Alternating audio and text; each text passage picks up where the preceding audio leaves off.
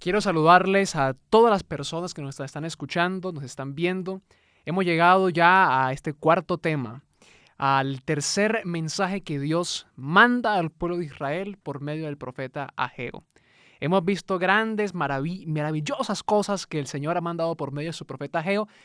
Y lo cierto es que aunque las mandó para Ageo en su tiempo, tienen un mensaje trascendental tanto para la iglesia, jóvenes, hermanos, para cualquier persona que está hoy escuchando este mensaje. Y en la meditación de hoy, que titula Bendición del Eterno, queremos dejar en claro que tenemos a un Dios tanto misericordioso y también tenemos un Dios que nos comparte sus ricas y poderosas bendiciones. En ocasiones las personas de hoy en día ven a ese Dios como un Dios tirano, ven a ese Dios como un Dios castigador, ven a ese Dios como un Dios que está ajeno y que está muy distante a los seres humanos. Lo cierto es que aun cuando el pecado incluso llegó a este mundo, el Señor Jesús inmediatamente puso en ejecución un plan B para poder salvarlo. Se interesó tanto por el hombre, por el ser humano, se preocupó tanto para poder que la comunicación entre Dios y el hombre no se perdiera, que él, el único Hijo de Dios, aquel personaje que estaba en el cielo con todos sus dones, con todas sus, digámoslo así, lujos, vino y se ofreció para morir por la humanidad. Allá en el cielo, con sus lujos que tenía, no le importó, no escatimó su gloria, aquella gloria que se merece y que ha tenido por toda la eternidad, y vino por ti a morir a este mundo de pecado. ¿Sigues todavía con la duda de que Dios es un Dios alejano de la humanidad? ¿Cómo podemos decir eso si fue Él quien murió por ti y por mí para poder que tú hoy tengas la grandiosa y poderosa salvación? Y en el libro de Ageo, en el tercer mensaje que el Señor manda, le quiere decir a su pueblo que si el pueblo obedece a sus leyes, tendrá vida eterna y tendrá grandes bendiciones en el nombre poderoso de Cristo Jesús. Es, por ejemplo, cuando aquella vez cuando eras niño, tu papá te decía que si te portabas bien, entonces el fin de semana te daba un premio. Casualmente, mi papá siempre me decía que cuando me iba bien o cuando predicaba o cuando hacía campañas infantiles, siempre ese sábado en la noche me invitaba a comer una rica hamburguesa. Y eso era para mí un premio, y era que mi papá se importaba por mí y de que si yo hacía las cosas bien, entonces iba a tener un premio. Algo así pasa con Dios. Si nosotros le obedecemos a Dios, entonces Él nos compartirá sus grandes bendiciones. Tú y yo somos hijos de Dios, y ser hijos de Dios no es que seamos hijos de Dios solamente de nombre, sino que somos hijos de Dios y al ser hijos de Dios tenemos acceso a aquellos privilegios, pero con la condición de que guardemos sus mandamientos, con la condición de que le obedezcamos. Y el capítulo 2 del libro de Ageo, el versículo 14, nos muestra lo primero que hay que entender para poder saber o para poder permitir que Dios derrame sus bendiciones hacia nosotros. Ageo, el capítulo 2, versículo 14 dice: Ageo respondió: así es este pueblo y esta gente que está delante de mí, dice Jehová. Asimismo es toda la obra de sus manos. Todo lo que aquí ofrecen es inmundo.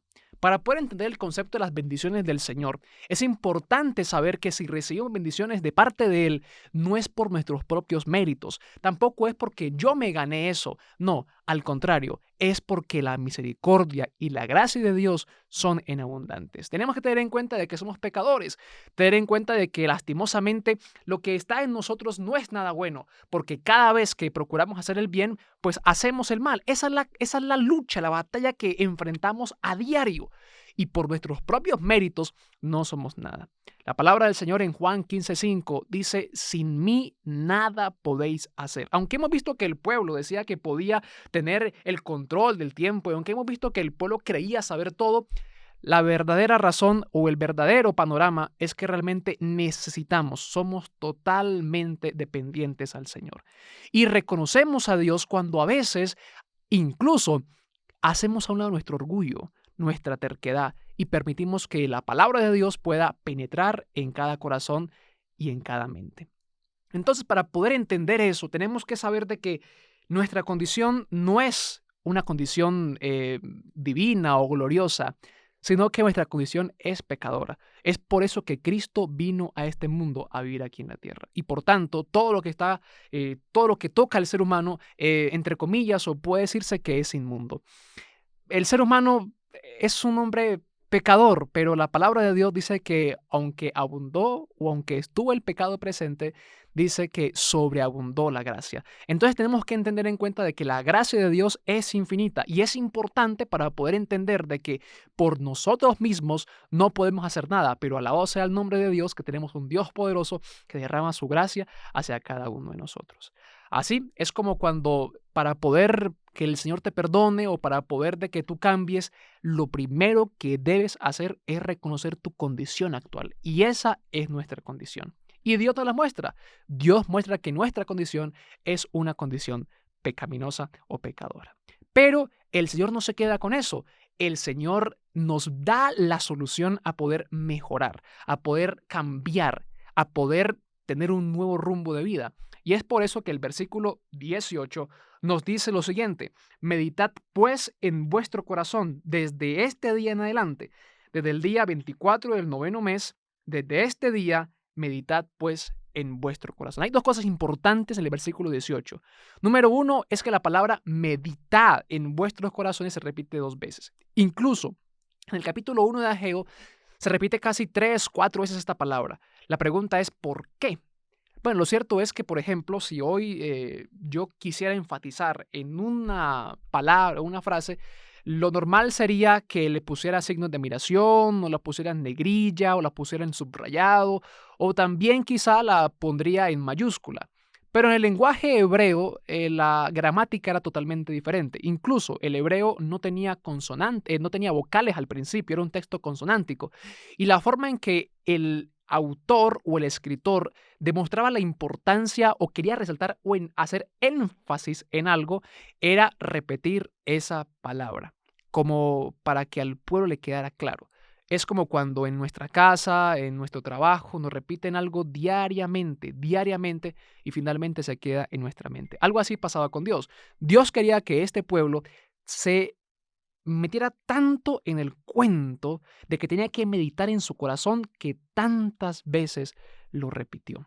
Cuán importante es que hoy nosotros podamos meditar en las grandes historias, grandes reflexiones, grandes mensajes que están en la palabra de Dios. La solución que el Señor da es, ok, ustedes tienen esta condición, pero lo importante es que por favor mediten en sus corazones.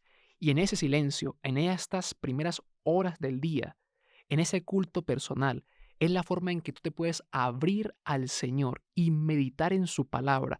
Y cuando tú meditas en su palabra, el Señor te va a hablar y te va a declarar cuál es su santa y divina voluntad.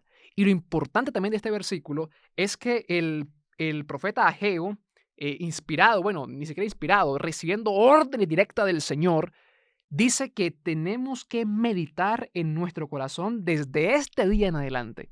No es mañana, no es ayer, es hoy que tú tienes que meditar.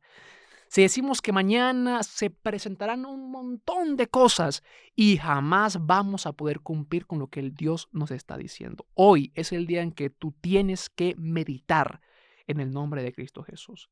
Y ahora que sabes la solución, ahora que puedes entender qué es lo que Dios quiere que tú hagas, entonces el Señor promete también una promesa a cada uno de nosotros. Y es la que está en el versículo 19, donde dice: ¿no está aún el grano en el granero? En forma de pregunta. Ni la vid, ni la higuera, ni el granado, ni el árbol de olivo ha florecido todavía, pero desde este día yo os bendeciré. Quizá la condición que teníamos antes ha permitido que nuestra vida no vaya bien. Somos lo que hoy somos, en parte es gracias a las decisiones que hemos hecho. El que en ocasiones nos esté yendo mal o estemos sin empleo o tengamos miles de problemas se debe muchas veces a nuestras propias decisiones. Y Dios no puede hacer nada ahí. No puede hacer nada a menos de que tú quieras cambiar. Así que el pueblo en ese momento en que estaba no había obedecido la voz del Señor. Se encontraba en sequía, se encontraba en un estado de desánimo, se encontraba en un estado totalmente desolado.